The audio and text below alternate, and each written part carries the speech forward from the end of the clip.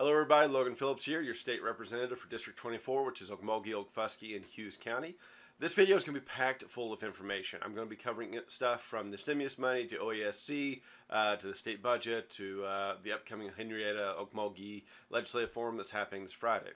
So today is April 29th, 2020. So this information is as updated as I can get as of April 29th, 2020 at 11:41 a.m. So let's start off with the big pieces, the stimulus money. Now, the U.S. Congress approved new COVID-19 legislation this last week to provide an additional funding into the Paycheck Protection Program, which you'll be heard called the PPP, which ran out of money on April 16th. The legislation also included funding for hospitals to cover treatment for COVID-19 patients and lost revenue from canceled elective procedures, funding for development and expanded access to COVID-19 testing, funding for state, local, and tribal governments to process more tests and boost laboratory capacity and help with the contact tracing. So with this new money coming in last week, we should have a lot more money coming to testing, to all the different types of groups involved, creating a very strong community. Now, you can get more details on the legislation in the link above this video. That information will come from a very long leak, r20.rs6.net, blah, blah, blah. I won't read it all out here, but it will be available on the above description of this video. I will post every link that I talk about and where you can get more information for each of these individual pieces. Now, President Trump signed the H.R. 266, or the Paycheck Protection Program and Healthcare Enhancement Act, on Friday, April 24th.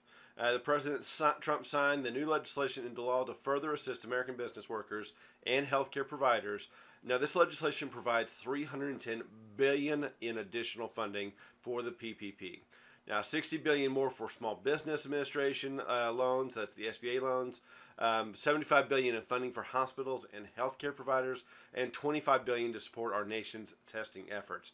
So this was nationwide a huge chunk of money coming out specifically to help during this time of the pandemic to get our economies restarted and make sure that our testings are going through the roof. You can read more about the SBA loan at the link again, which is sba.gov, and then there's a bunch more information about it. You can find more information of the Paycheck Protection Program at sba.gov/funding-programs, and a little bit more about the SBA and the Paycheck Protection Programs. Applications for the Paycheck Program reopened at 9:30 a.m. at last Friday, I believe, and will be accepted until authorized funds are allocated. An additional $310 billion federal funds were approved this week for this program. So this program was already running, but it ran out of money on that April 14th time frame. And so they've actually reaffirmed that program, put additional money in. So if you have not applied for the PPP program, make sure you jump in for the SBA and PPP programs with your local banks and apply for them now. They have been refunded. You can find more details about the SBA, about the PPP program at sba.gov/funding-programs. Now, this affects pretty much everybody, these two types of federal programs. And again, these are coming from the federal government, not your state government. So I can gladly help. I will reach out and do anything you need me to do as my constituents, but I don't have a lot of influence other than trying to send your contact information off and getting more information for you. So Oklahoma has 43 public trust hospitals, which this money is going to be able to come to, many of which are in our rural areas. We have been approved to use the federal Paycheck Protection Program, which just received that $310 billion in additional funding for these 43 trust hospitals. U.S. Representative Tom Cole said he has been assured that tribal hospitals will also be eligible for the PPP going forward. So if you are one of our public trust hospitals, or if you are a tribal hospital, you are now going forward able to apply for those PPP loans if you need it. And with that more money, there's going to be more hospitals, loan testings, and more money approved. HHS awarded nearly $165 million to combat the COVID-19 pandemic in our rural communities. So this is huge specifically for especially our district here in District 24. On Wednesday, April 26th, the Department of Health and Human Services awarded nearly $165 million to combat the COVID-19 pandemic in the rural communities. These investments will support nearly 1,800 small rural hospitals and provide additional funding for 14 health resources and service administrations, or HRSAs. Sorry, there's a lot of acronyms here, so I got my whole cheat sheet I'm reading off to make sure that I get the acronyms right, but if I misspeak, I'll try to backtrack to it. So we have a huge amount of money that's coming for our rural communities, specifically for our rural hospitals, rural testing, that's all happening now. For the PPP SBA loans, that is through your local bank. Now, the bulk of the $484 billion funding bill that President Trump signed Friday will replenish the PPP. It has also authorized additional federal funds to cover a few other things. Hospitals will receive $75 billion to cover COVID-19 expenses and replace lost revenue.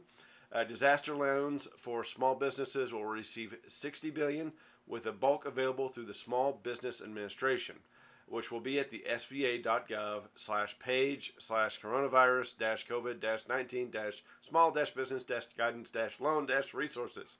They love their gigantic web addresses. So I, again, will be posting each of the web addresses onto the description of this so that you can click on them and follow through. And again, if you have any questions or one doesn't make sense, just ask me and I'll get it to you. And testing's going to receive $25 billion. Let's see. Now, for Oklahoma, of the $165 million in federal funds was authorized Wednesday, the hospitals will have wide flexibilities in how the funding can be used for COVID-19, which can include cost, including provisions for testing, laboratory services, and the purchase of personal protective equipment. So if you're needing that personal protective equipment, PPE, this money can be utilized for that. Oklahoma's preliminary award was $5.1 million and will flow through the Oklahoma State University, the state's designated Small Hospital Improvement Program Administrator. See, lots of big terms, big programs. So if you are one of my rural community hospitals, you are one of my public trust, if you are a tribal hospital or know somebody working in those, they can apply for the PPE loans now. There is $5.1 million flowing into Oklahoma that can be used for a variety of things, and it's done through Oklahoma State University and the Small Rural Hospital Improvement Program. So those pieces are specifically for our rural communities and our rural hospitals, which is going to be a huge resource for us.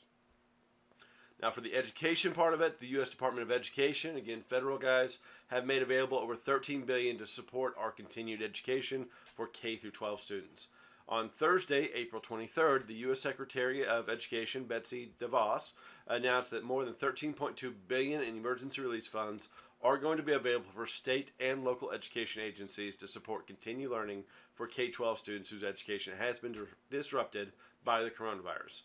There is a link to find more for that, and that link is www.ed.gov. You can go over to the State Department or the Federal Department of Education and find out more information about that, or visit www.ed.gov/coronavirus. Now, for my rural farmers, so we've covered the rural hospitals, we've covered our rural banks giving those PPP loans, we've covered our rural education systems. There is money and grants available now for that through the federal guys. For our rural farmers, our agriculture industry, one of the groups that is hurting the most. We are seeing huge economic impacts for our small farms, medium farms, heck, even for our large farms. From people raising meat, birds, doing crops, to the processors, on through. We are in a drastic situation for our farmers. The federal government, again, this is the feds, not the state, has issued $19 billion in federal coronavirus food assistance program, including $16 billion in direct support for farmers and ranchers, and plus $3 billion of direct USDA purchase and distribution of fresh produce, dairy, and meats. So for my farmers, there is $16 billion in direct support coming for you for the farmers and ranchers here in rural Oklahoma. So direct payments to farmers and ranchers will be made by May, with a payment limit of $125,000 per commodity and an overall limit of $250,000 per individual or entity. Qualified commodities must have experienced a 5% price decrease between January and April, and payments will be determined using two calculations. So again, this is the $3 billion direct funding, or the $16 billion in direct support to the farmers. For those two calculations for our farmers, 85% of price loss occurred between January 1st to April 15th. 30% of expected losses from April 15th through the next two quarters are going to be the two calculations they're going to be basing it off of. Now, you can find other details about programs at USDA.gov. They have all these listed for the rural residents, business, and communities. A comprehensive resource guide has been created of COVID-19 federal relief programs, and they have been assembled at rd.usda.gov/coronavirus. So we have information and we have funding to help directly impacted COVID-19 farmers and ranchers here in Oklahoma, but you are going to have to apply for these type of things. So make sure that if you need more information, you reach out to me. I will find it for you. If you need the links, go above this video. You will find the direct links for those. So agricultural zones, ranchers and farmers, make sure you are not suffering in vain. Reach out. The federal government has provided some assets for us. Now for the individuals. So again, we've covered the education, we've covered the farmers, we've covered the banks. For individuals, this is the federal money. The economic impact payments have continued distribution. Now, electronic distributions of the $1,200 individual economic payment to tax filers whose bank information is on file with the Internal Revenue Service is continuing through the end of April. So that's the next couple days. So if you filed 2018 and 19 taxes and you had a direct deposit, then that money is going out right now. Direct or paper checks will begin in May. So if you did not use direct deposit and you are still waiting on your stimulus, it will be coming to a paper check starting in May, going through midsummer. Now, as of April 17th, more than 1 million Oklahomans had received more than $2 billion in payments. So you can find out more information about your payments at irs.gov/coronavirus/economic-impacts-payments. If you are on SSI disability, those payments will be going to the same place that your SSI disability payments go. You do not need to know anything or do anything else. If you are a non-filer, you need to go online and do the paperwork on the non-filer's website. And I will post that link above, but make sure you go and you check your payment at irs.gov/coronavirus/get-my-payment. And underneath that website, you will find a non-filer section. So only people that are getting payments right now are those that did a 2018-19 taxes, qualified for their stimulus money, and had a direct deposit set up into their bank. Anyone outside of that, you will begin in May and going through the end of summer. Now, with the CARES Act in place and this federal money, there has been some other legislation I think you should know about. One of those is the provision for retirement accounts. So my retirees. Every year you're required to take a minimum distribution once you hit a certain age. That requirement has been waived. Also, with the CARES Act in place, qualifying consumers with retirement plans such as IRAs, 401ks, or 403bs can withdraw funds without paying the 10% penalty and the 20% withholding tax. However, federal and state income taxes will still apply upon the withdrawn amount. So if you're needing to tap into your retirement accounts for any reason, you can do that now without those penalties, but you will still be paying taxes on it as normal. That is a provision inside the CARES Act, so that will hopefully help some of our retirees. And again, as far as I've been told, the RMD, the required minimum distribution, for those of you over the certain age, you don't have to take it this year if you would like to wait for your accounts to rebound, for the economy to rebound before taking that as a loss to your accounts. So that is available for you. Now for COVID, the big COVID-19, the pandemic that we have been suffering through for the last 6-8 weeks or so. Much like many of you, I'm in my house trying to work, help, and do everything I can from here, practicing social responsibility and self-distancing to make sure I protect the people of our community. We here in District 24 have done amazing. We are one of only a few communities that have 0 in certain districts to very few. I think we have 16 or so in Okmulgee, with the bulk majority of them being already recovered at this point. So District 24, I applaud you. You are doing amazing at protecting those that are at risk.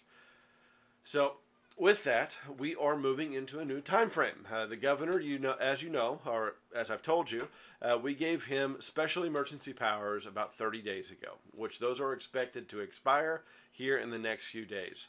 And I'm not sure if those will be extended or not at this point. Those discussions are happening. But he has declared a phase-in situation where we are moving to reopen the economy with precautions to make sure we are still basing everything on strong scientific research. That is my hope. So the epidemiology report showed a much fuller picture that came out. Now, with our better contextual data and analysis on the state of the pandemic is available in the new Health Department report that reviews data over the course of a week rather than daily and compares it to the prior week with analysis from the state epidemiologist. I apologize, certain words didn't think I'm going to have to say a lot of times in my life, but epidemiologist is apparently one of those that are now in the lexicon.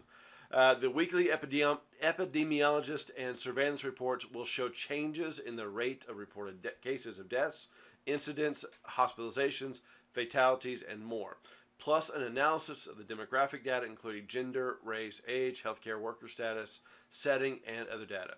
Now this, if you'd like access to the data, there is a dashboard for it now. It's coronavirus.health.ok.gov/weekly-epidemiologist-and-surveillance-report. Again, they love their gigantic, ridiculous addresses. I will copy them, put them into the links above, and so you can just click and go without having to remember everything I just said. Now, with the epidemiologist report and the new picture, the Governor Stitt has began the process of reopening the economy. On April 22nd, he held a press conference to provide an update to the state's response to the COVID-19 and introduce the state's Open Up and Recover Safely plan, or the ARS plan.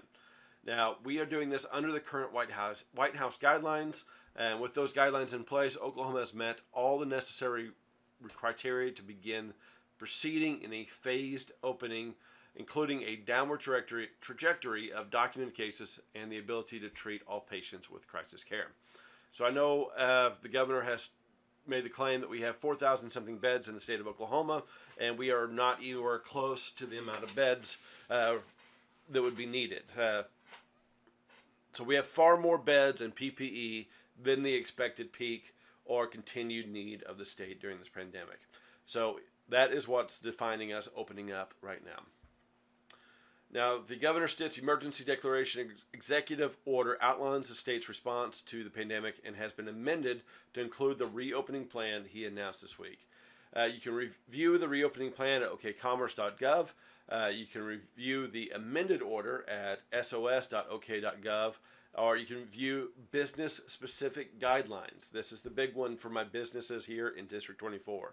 If you're concerned, if you're essential, what phase you can open up, or what the process is, it is okcommerce.gov/COVID-19/ars-plan. So to view business-specific guidelines, go to that address. And again, link above. Now, please be aware that while the governor has made these statements and executive orders, the towns themselves, the councils and the mayors, are inevitably in control of local ordinances. So please do not go against your local ordinances. If those need to be modified, you need to be working with your local council and mayors. If any local council and mayors would like to have a conversation with me, reach out and talk about what any of this means, 918-849-1512, or if any of the constituents want to call me, my cell phone is 918-849-1512. Now, for the guidelines of the phase-in, Phase 1 guidelines include that all elderly and vulnerable Oklahomans should continue to follow the safer at home guidelines.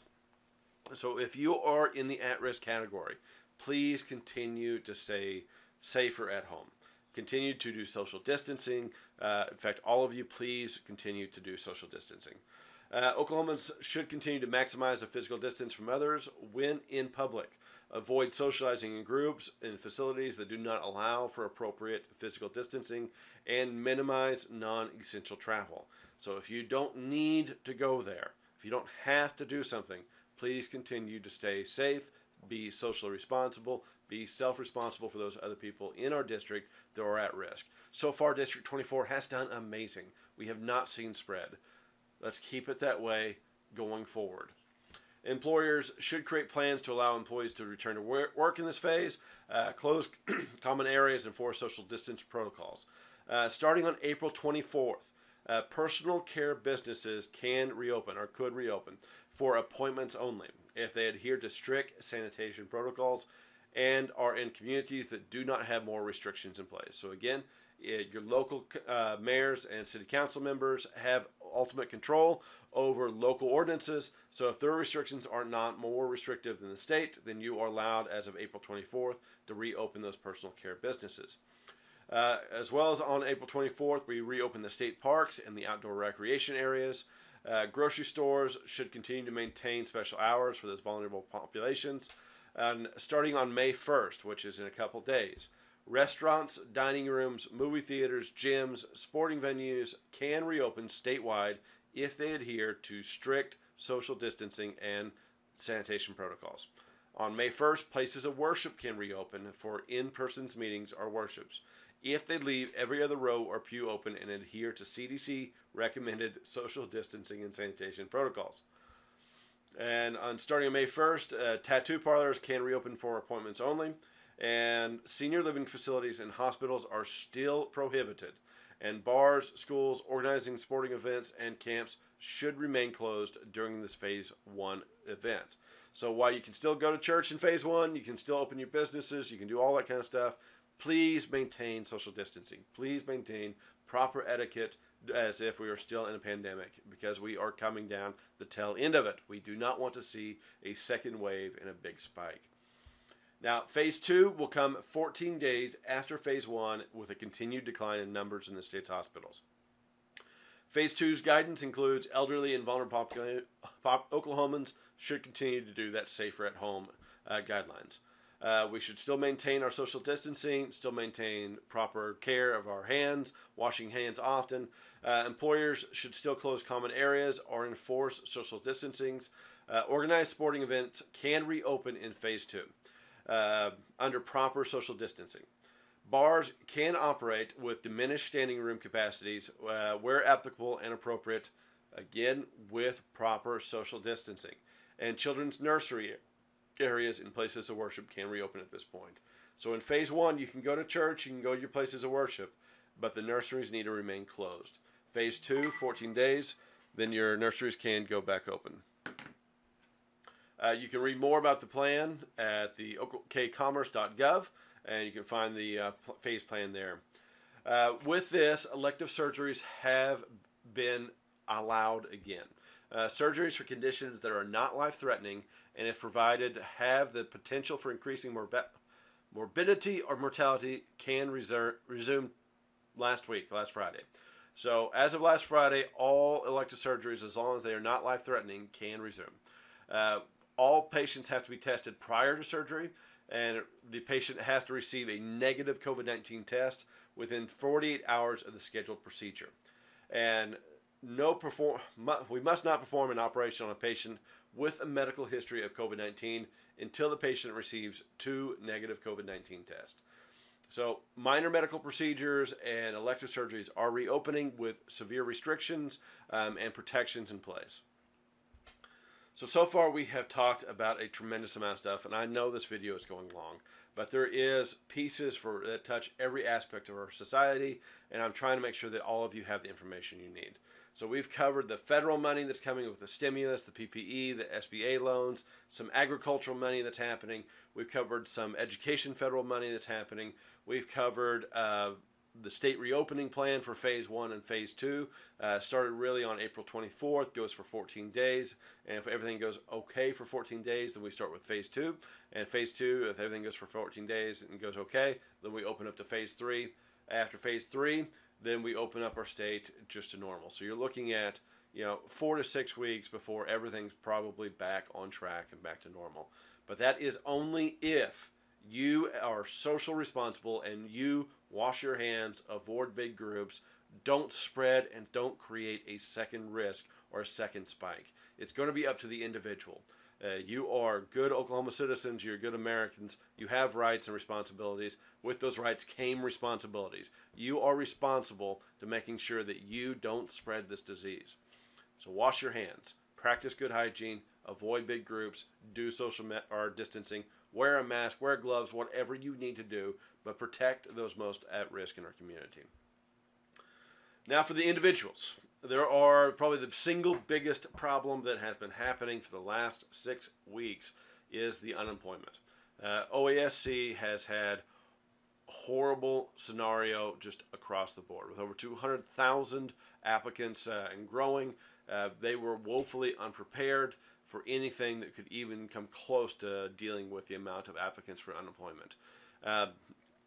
So through the course of answering questions for my constituents, I have been identifying some common problems that have very simple answers, so I want to share those with you. Excuse me. Now, for all, once an initial unemployment claim is filed, claimants must file weekly certifications for all the claim weeks in which they hope to be paid. If you don't file for those weeks, they will not receive payment. So if you've done your initial filing, but you have not filed for your first week, you will not be paid, which means you may get your card, you may get told that this is how much money that you're supposed to get, but no money will be transferred over. Claim weeks end on Saturdays, and those Saturdays and the claims for those weeks may be filled the following Sunday through the next 14 days. So after your first initial filing, you have 14 days to do your first claim. You have to do that online. You can file your weekly certification going online at unemployment.state.ok.us/w2.aspx and follow all the directions, or you can call the phone number 1-800-555-1554. So I will warn you right now, online and in-person phone calls are taking a very long time. The server can go down and you're going to be on hold for a very long time if you try to call. But online is always the best option. It's the fastest and most thorough. You're going to have to listen to a lot of pre-recorded information, many minutes on the phone call if you try to do that way. Then the following directions, then when you get to the directions, when given the prompt, would you like to file a claim? That will lead you to an automated phone filing system where folks can press buttons in response to the questions. Live agents will not take these claims weekly. So you can either do it automated by the phone with the hold time and the automated system, or you can do it online. If you're trying to wait for a real live person, you're going to have a serious wait time, weeks before a callback. Weeks before a callback. I have got a list of about 25 people that I'm currently helping, and I'm waiting weeks for a callback. So be prepared. This is an ongoing troublesome problem. The next question is regarding the debit cards. As I emailed out a lot yesterday, these cards may currently take up to 18 days to be received in the mail from the third-party vendor, which is Conduit, once the benefits have been approved. So you file your first week within the first 14 days. By the time you file, been approved, got that, it might be 18 days before you actually get the debit card in the mail.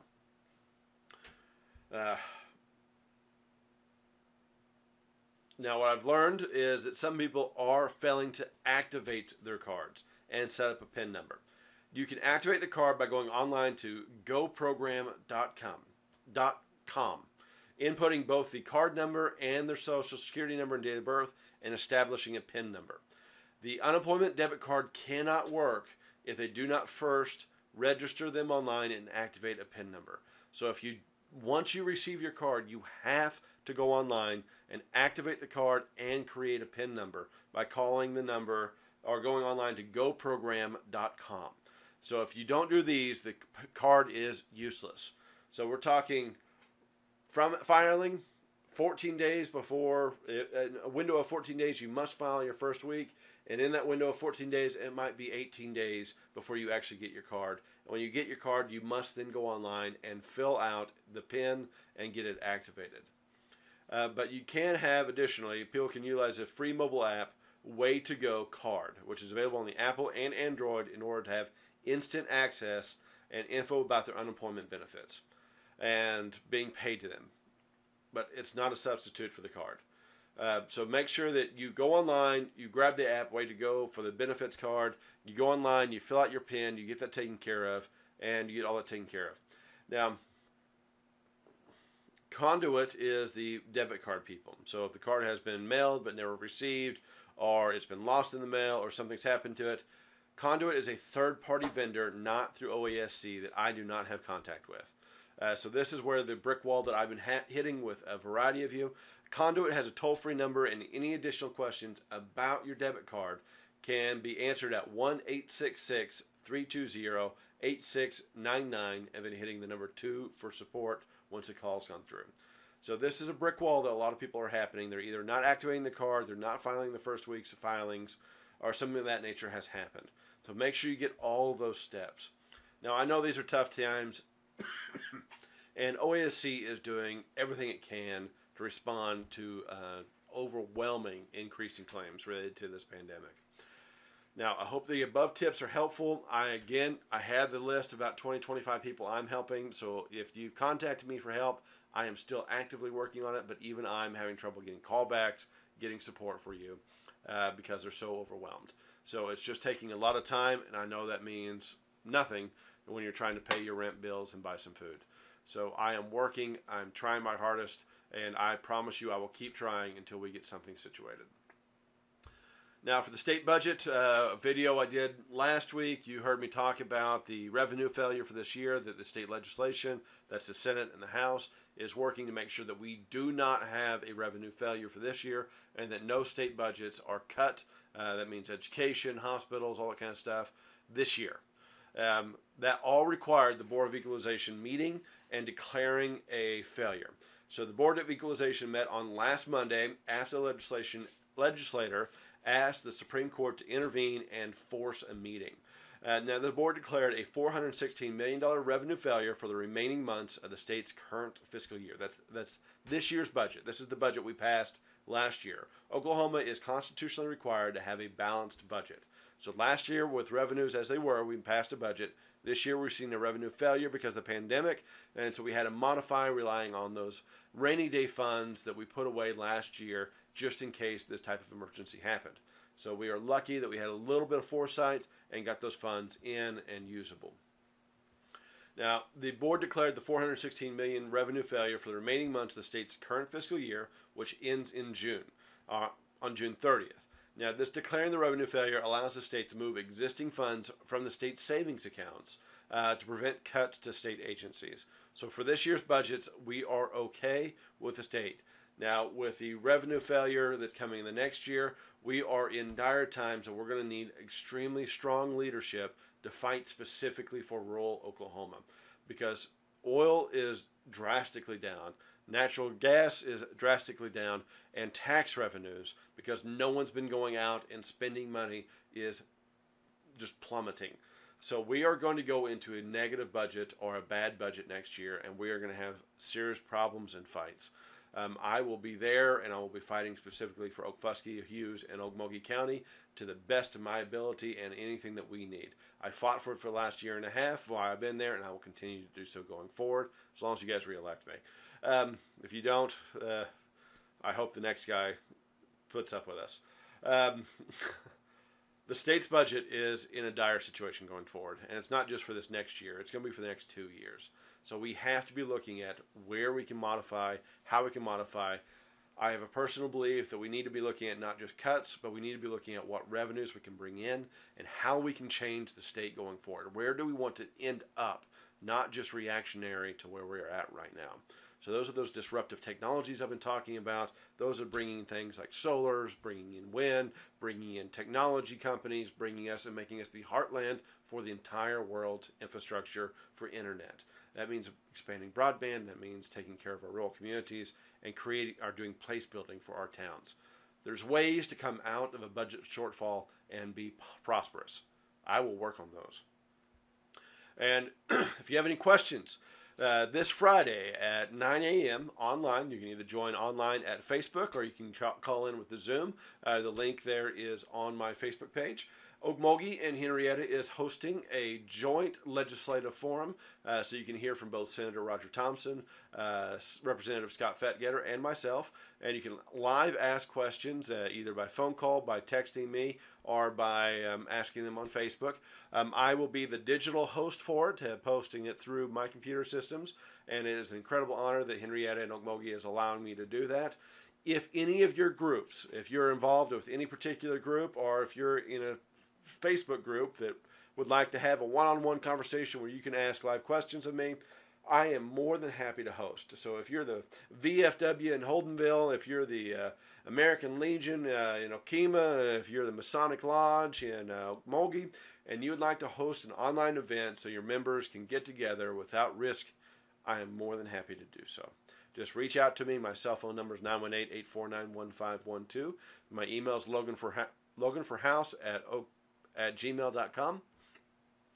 I'm here and available for you. As soon as I get done with this video, I'm going to start calling and reaching out to the community again. I have a goal of calling everybody in our district that I have a phone number for. So every day I call 50 people, try to speak to at least 10.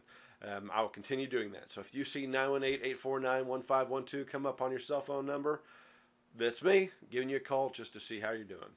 Guys, we have a lot of information here. I'm going to make this a video. I will also make it text. The links will be posted up above. If you have questions, comments, or concerns, just reach out to me. I am here to help. I want to answer your questions. I want to help you succeed.